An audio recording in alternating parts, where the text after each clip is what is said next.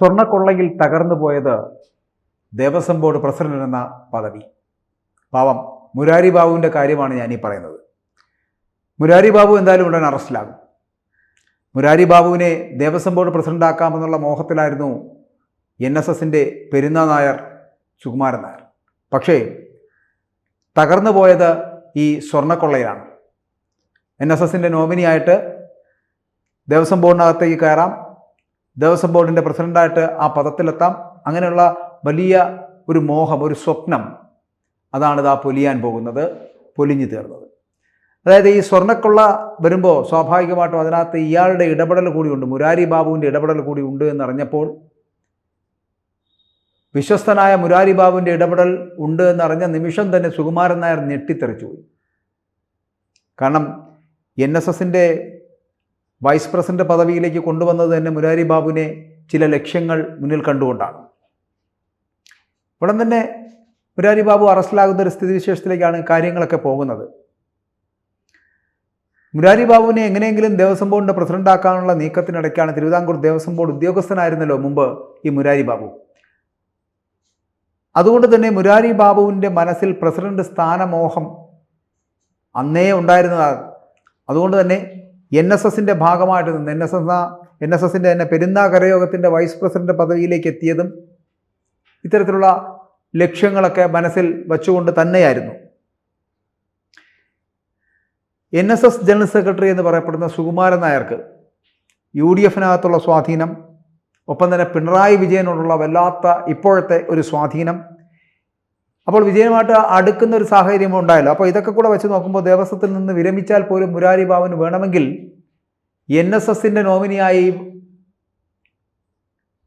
പിണറായിയോടൊപ്പം ചേർന്ന് നിന്നുകൊണ്ട് തിരുവിതാംകൂർ ദേവസ്വം ബോർഡിൻ്റെ പ്രസിഡന്റാകാനുള്ള സമയവും സന്ദർഭവും ഒക്കെ ലഭിക്കുമായിരുന്നു. അത് സുകുമാരൻ നായർ ചിലപ്പോൾ നടത്തിക്കൊടുക്കുകയും ചെയ്യും. അപ്പോൾ ഇതിനൊപ്പം ഏത് വിധേനയും ഇതിനകത്തേക്ക് എത്തുക, അല്ലെങ്കിൽ ഇതിൻ്റെ ഭരണസമിതിയുടെ അധ്യക്ഷനാവുക എന്നുള്ള തരത്തിലേക്കുള്ള കണക്കുകൂട്ടലുകളുമായിട്ടായിരുന്നു മുരാരി ബാബുവിൻ്റെ ഈ ഭരണവും ഒപ്പം തന്നെ ഔദ്യോഗിക ജീവിതവും. ആ ഔദ്യോഗിക ജീവിതം കഴിഞ്ഞ് വൈസ് പ്രസിഡന്റ് പദവി NSSൻ്റെ പെരുന്ന താലൂക്കിലെ NSS പെരുന്ന യോഗവുമായി ബന്ധപ്പെട്ട് വരുന്ന വൈസ് പ്രസിഡന്റ് പദവിയിലേക്ക് എത്തപ്പെടുകയും ആ വൈസ് പ്രസിഡന്റ് പദവി ഉപയോഗിച്ചുകൊണ്ട് തന്നെ NSSൻ്റെ നോമിനിയായിട്ട് തിരുവിതാംകൂർ ദേവസ്വം ബോർഡിലേക്ക് എത്താം എന്നുള്ളതും അദ്ദേഹത്തിൻ്റെ ഒരു സ്വപ്നമായിരുന്നു.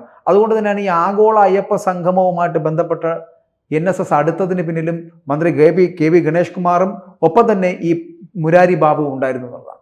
ഇവർ രണ്ടുപേരും കൂടെ ചേർന്നിട്ടാണ് NSSനെ ഈ അയ്യപ്പ സംഗമത്തിനകത്ത് കൊണ്ട് കെട്ടിയിട്ടത് എന്ന് പറയപ്പെടുന്നുണ്ട്.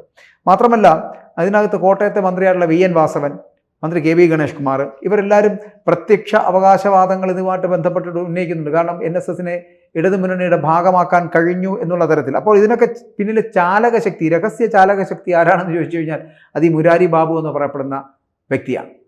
മുരാരി ബാബുവിൻ്റെ ലക്ഷ്യം എന്ന് പറയപ്പെടുന്നത് ഞാൻ പറഞ്ഞല്ലോ, മന്ത്രിയെ കൂട്ടുപിടിച്ചാണെങ്കിലും അല്ലെങ്കിൽ ഗണേശന് ഈ NSSുമായിട്ടൊരു ബന്ധമുണ്ടല്ലോ, KV ഗണേഷ് കുമാറിന് NSSുമായിട്ടൊരു അടുത്ത ബന്ധമുണ്ട്. അതുകൊണ്ട് തന്നെ NSSൻ്റെ സ്വാധീനത്താൽ മുരാരി ബാബുവിന് പ്രസിഡന്റ് സ്ഥാനത്തേക്ക് എത്തപ്പെടാമെന്നുള്ള ഒരു ചിന്തയുണ്ടായിരുന്നു, ഒരു മോഹമുണ്ടായിരുന്നു. ആ മോഹം ആണ് ഇപ്പോൾ പൊലിയാൻ പോകുന്നത്. പൊലിയാൻ പോകുന്നതെന്നല്ല, പൊലിഞ്ഞു കഴിഞ്ഞു. അപ്പോൾ സ്വർണ്ണക്കള്ളയിൽ മുരാരി ബാബു പ്രതിയായതറിഞ്ഞ് സത്യത്തിൽ NSSൻ്റെ ആസ്ഥാനം അടക്കം പൊട്ടിത്തെറിക്കുന്ന അവസ്ഥയിലെത്തി. അതുമാത്രമല്ല സുകുമാരൻ നായർ തകർന്ന് തരിപ്പണമായിപ്പോയി. എന്തുവാണ് ഇനി ചെയ്യേണ്ടതെന്ന് അറിയാത്ത രീതിയിലായിപ്പോയി. സ്വർണ്ണക്കൊള്ളയിൽ ഇദ്ദേഹത്തിൻ്റെ മുരാരി ബാബുവിൻ്റെ ഇടപെടൽ കൂടി ഉണ്ടായതോടുകൂടിയാണ് ഇത്രയും വലിയൊരു കൊള്ളക്കാരനെയാണല്ലോ കൂടെ കൊണ്ടു നടക്കുന്നത് എന്ന് സുകുമാരൻ നായർ തന്നെ അറിഞ്ഞത്. ഇതൊക്കെയാണെങ്കിലും മുരാരി ബാബുവിനെ സംരക്ഷിക്കുന്നത് കൊണ്ട് തന്നെ ഈ കാരണം NSSൻ്റെ വൈസ് പ്രസിഡന്റിനെ കുറിച്ച് ഇങ്ങനൊരു വാർത്ത വന്നിട്ട് എന്തെങ്കിലും ഒന്ന് മിണ്ടണ്ടേ. സുകുമാരൻ നായർ ഒന്നും തന്നെ ഇതുവരെ മിണ്ടിട്ടില്ല. അതുകൊണ്ട് തന്നെ സുകുമാരൻ നായർക്കെതിരെ വലിയ പ്രതിഷേധം തുടരുന്നുണ്ട്. ആ പ്രതിഷേധ പ്രകടനങ്ങളൊക്കെ കണ്ടിട്ട് മൗനിയായിട്ട് നിൽക്കുന്ന സുകുമാരൻ നായരെയാണ് നമുക്ക് മനസ്സിലാക്കാനും കാണാനും കഴിയുന്നത് ഇപ്പോഴും. അപ്പോൾ ശബരിമല ദ്വാരപാലക ശില്പപാളിയിലെ സ്വർണം കവർന്ന കേസിലെ 2ാം പ്രതിയാണ്.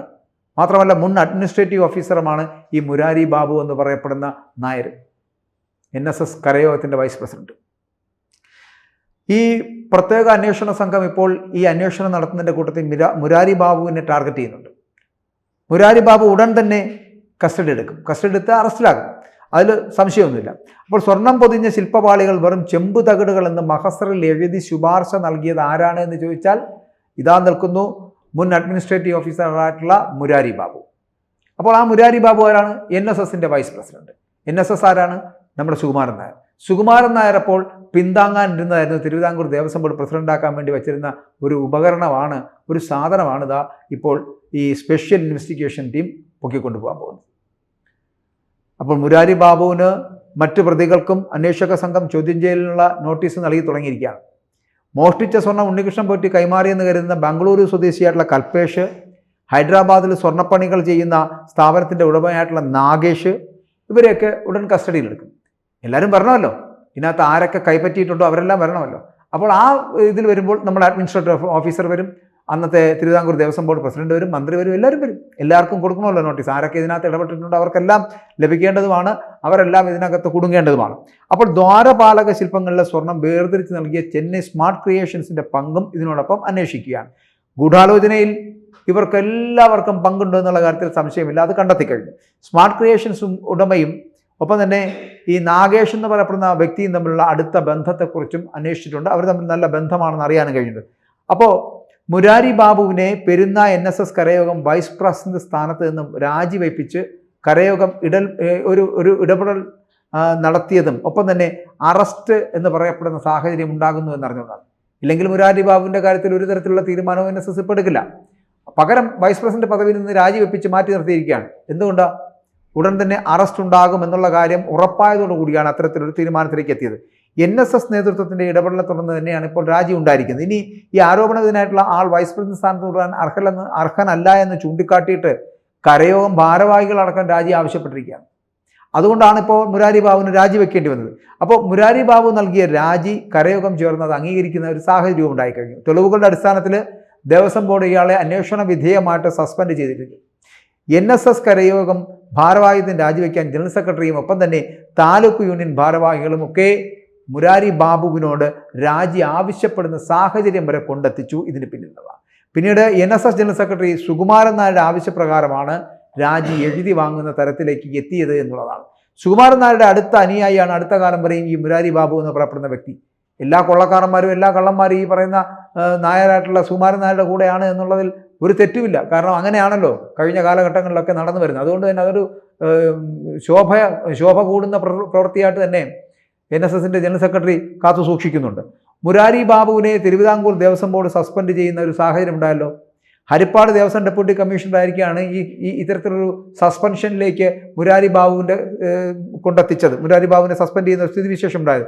ശബരിമല അഡ്മിനിസ്ട്രേറ്റീവ് ഓഫീസർ ആയിരിക്കെ ശ്രീകോവിലിന് ഇരുവശത്തുമുള്ള സ്വർണം പൂശിയ ദ്വാരപാലക ശില്പങ്ങൾ ചെമ്പ് തകിട് എന്ന് തെറ്റായി രേഖപ്പെടുത്തി ഗുരുതര വീഴ്ച വരുത്തിയതായിട്ട് കണ്ടെത്തിയതിനെ തുടർന്നിട്ടാണ് അന്ന് നടപടിയെടുത്തത് എന്നുള്ളതാണ്. അപ്പോൾ 2019 സ്വർണം പൂശാനായി പാളികൾ പോറ്റിയെ ഏൽപ്പിക്കുന്ന സമയത്ത് ചെമ്പ് പാളി എന്നെഴുതി അങ്ങനെ ഒരു നിർദ്ദേശം നൽകിയ ഉദ്യോഗസ്ഥനാണ് ഈ മുരാരി ബാബു എന്ന് പറയപ്പെടുന്ന വ്യക്തി.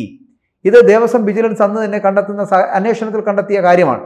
2024 വീണ്ടും സ്വർണം പൂശാനായിട്ട് പാളികൾ നൽകാൻ ഇദ്ദേഹം വീണ്ടും ആവശ്യപ്പെട്ടു എന്നുള്ളത് കൂടി ആ റിപ്പോർട്ടിനകത്ത് പറയുന്നുണ്ട്. അപ്പോൾ വെറും കള്ളനല്ല, മഹാകള്ളനാണ് എന്നുള്ള കാര്യത്തിൽ സംശയമില്ല. അങ്ങനെ മുരാരി ബാബുവിൻ്റെ ചിന്തകൾ അല്ലെങ്കിൽ സ്വപ്നങ്ങൾ എന്ന് പറയപ്പെടുന്നത് ഒരു നിമിഷം കൊണ്ട് പൊലിഞ്ഞു പോവുകയാണ്.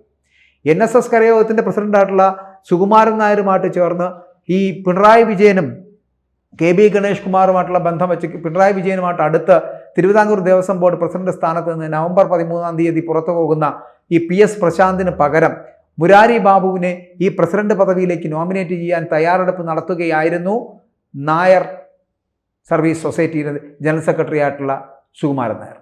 സുകുമാരൻ നായരുടെ ആ പ്രവൃത്തി ഇവിടെ തീർന്നു. സുകുമാരൻ നായരടക്കം ഈ കൊള്ളക്കാരുടെ കൂടാരത്തിലാണ് എന്നുള്ളതാണ് ഇപ്പോൾ ഏറ്റവും നമുക്ക് ലജ്ജാകരമായി തോന്നുന്നത്. NSSന്റെ ജനറൽ സെക്രട്ടറിയുടെ കൂടെ നിൽക്കുന്ന ഈ കൊള്ളക്കാരനെ എന്തിനാണ് കൂട്ടുപിടിച്ചത് എന്നുള്ളതാണ്. മുരാരി ബാബുവിനെ പോലുള്ള കൊള്ളക്കാരുടെ കൂടെ എന്തിനാണ് NSS കൂട്ടുകൂടിയെന്നുള്ളത്. ഇപ്പോൾ ഒരു കാര്യം മനസ്സിലായല്ലോ, ആഗോള അയ്യപ്പ സംഗമം നടത്തുന്നതിന് പിന്നിൽ, ആഗോള അയ്യപ്പ സംഗമത്തിലേക്ക് എത്തുന്നതിന് പിന്നിൽ എന്തൊക്കെ പ്രവർത്തികൾ ഇതിനകത്ത് നടന്നിട്ടുണ്ടെന്ന്, എന്തൊക്കെ കുൽസിത പ്രവർത്തികൾ നടന്നിട്ടുണ്ടെന്ന്. അതായത് ആഗോള അയ്യപ്പ സംഗമം നടത്തുന്നതുമായിട്ട് ബന്ധപ്പെട്ടിട്ട് KB ഗണേഷ് കുമാർ NSSന്റെ ഒരു നോമിനിയാണല്ലോ അദ്ദേഹം. NSSുമായിട്ട് അടുത്തിടപഴകുന്ന ഒരു വ്യക്തിയാണ് KB ഗണേഷ് കുമാർ. KB ഗണേഷ് കുമാർ സുകുമാരൻ നായർ നല്ല ബന്ധത്തിലാണ്. അതുകൊണ്ട് തന്നെ KB ഗണേഷ് കുമാർ പറയുന്നത് ഒരിക്കലും തള്ളിക്കളയുന്ന സമീപനമല്ല സുകുമാരൻ നായർ സ്വീകരിക്കുന്നത്. ഒപ്പം ഈ അഡ്മിനിസ്ട്രേറ്റീവ് ഓഫീസറായ തിരുവിതാംകൂർ ദേവസ്വം ബോർഡിലെ ഉദ്യോഗസ്ഥനായിരുന്ന മുരാരി ബാബുവിൻ്റെ മോഹം, അത് അദ്ദേഹത്തെ ഈ വൈസ് പ്രസിഡന്റ് പദവിയിലേക്ക് കൊണ്ടുവന്നതിന് പിന്നിലും ഈ KB ഗണേഷ് കുമാറും ഒപ്പം തന്നെ സുകുമാരൻ നായരുമാണ്. ഇനി അടുത്ത പദവി എന്ന് പറയപ്പെടുന്നത് തിരുവിതാംകൂർ ദേവസ്വം ബോർഡ് പ്രസിഡന്റ് സ്ഥാനമായിരുന്നു. അതിന് ആരെയാണ് കൂട്ടുപിടിച്ചത്? ഈ പിണറായി വിജയനെ. കാരണം ഇനി വരാൻ പോകുന്ന തെരഞ്ഞെടുപ്പിലും അല്ലെങ്കിൽ ഈ നവംബർ 22 അല്ലെങ്കിൽ ഈ പറയുന്ന 2025 നവംബർ മാസത്തിലും പുതിയ പ്രസിഡന്റിനെ തിരഞ്ഞെടുക്കേണ്ട കാലാവധി ആയതുകൊണ്ട് തന്നെ ആ പ്രസിഡന്റ് പദവിയിലേക്ക് പുതിയ നോമിനി കൊണ്ടുവരണം എന്നതിന് വേണ്ടിയിട്ടാണ് അയ്യപ്പ സംഗമത്തിൽ NSSനെ കൊണ്ട് കെട്ടിച്ചത്. അതിന് പിന്നിൽ പ്രവർത്തിച്ചത് ഈ മുരാരി ബാബുവാണ്. പിണറായി വിജയനോടൊപ്പം ഇടതുമുന്നണിയോടൊപ്പം ഞങ്ങൾ സഹയാത്രികരാകുന്നു, അല്ലെങ്കിൽ ഇടതുമുന്നണിയോടൊപ്പം ഞങ്ങൾ തോളോട് തോൾ ചേർന്ന് അയ്യപ്പ സംഗമത്തിൽ പങ്കെടുക്കുന്നു എന്ന് പറയപ്പെടുന്ന തരത്തിലേക്കുള്ള വാദം ഉന്നയിച്ചതാരായിരുന്നു? സുകുമാരൻ നായർ അവിടെ കൊണ്ട് എത്തിച്ചതായിരുന്നു ഈ മുരാരി ബാബു ആയിരുന്നു. പക്ഷേ പ്രത്യക്ഷത്തിൽ നമ്മൾ അറിയുന്നത് എന്താണ്?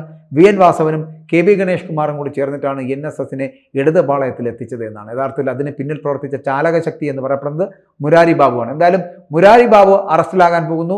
സുകുമാരൻ നായർ അടക്കമുള്ള ഈ NSSന്റെ നേതാക്കൾ ഞെട്ടിത്തെരിച്ച് നിൽക്കുകയാണ്. ഇത്തരത്തിലുള്ള സ്ഥിതി ഉണ്ടാകുമ്പോൾ സ്വാഭാവികമായിട്ടും സ്വർണ്ണക്കൊള്ളയ്ക്ക് നേതൃത്വം കൊടുത്ത അല്ലെങ്കിൽ സ്വർണ്ണക്കൊള്ളയോടൊപ്പം ചേർന്ന് നിന്ന വ്യക്തിയാണ് മുരാരി ബാബു എന്ന് പറയപ്പെടുന്നത്. ഈ വരുന്ന ദിവസങ്ങളിൽ തന്നെയായിരിക്കും മുരാരി ബാബുവിൻ്റെ അറസ്റ്റ് ഉണ്ടാവുക. കൂടുതൽ വാർത്തകളും വിശേഷങ്ങളും നിങ്ങളിലേക്ക് എത്താൻ ABC മലയാളം സബ്സ്ക്രൈബ് ചെയ്യുക, ബെൽ ബട്ടണും അമർത്തുക.